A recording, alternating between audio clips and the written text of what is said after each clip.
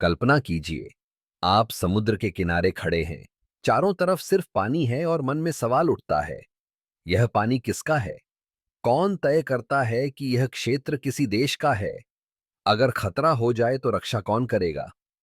पहले बात करते हैं तटरेखा से अधिकार की शुरुआत कि समुद्र में देश का अधिकार तटरेखा से शुरू होता है। तट से 12 नॉटिकल माइल तक का पानी क्षेत्रीय जल माना जाता है। यहां उस देश के सारे कानून लागू होते हैं, जैसे जमीन पर।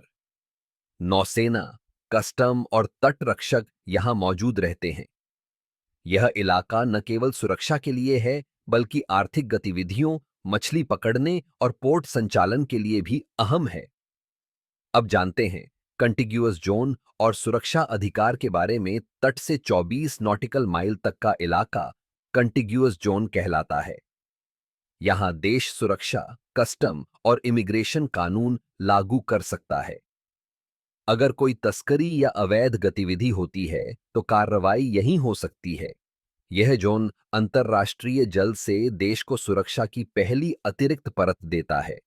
अब जानते हैं एक्सक्लूसिव इकोनॉमिक जोन यानी ईईजेड के बारे में।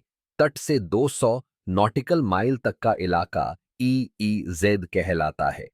यहां देश समुद्र के नीचे खनिज, तेल, गैस और मछली पकड़ने का पूरा अधिकार रखता है, लेकिन दूसरे देशों के जहाजों को गुजरने की स्वतंत्रता होती है। ईईजेड के नियम समुद्री संसाधनों के नियंत्रण और आर्थिक सुरक्षा का आधार हैं।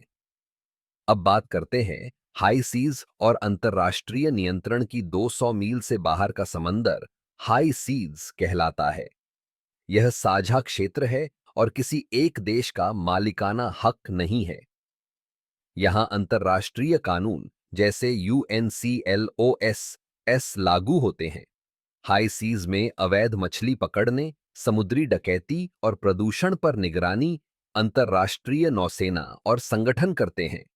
अब जानते हैं समुद्र में सुरक्षा और आधुनिक तकनीक के बारे में। समुद्र की सुरक्षा सिर्फ नौसेना या कोस्ट गार्ड तक सीमित नहीं है।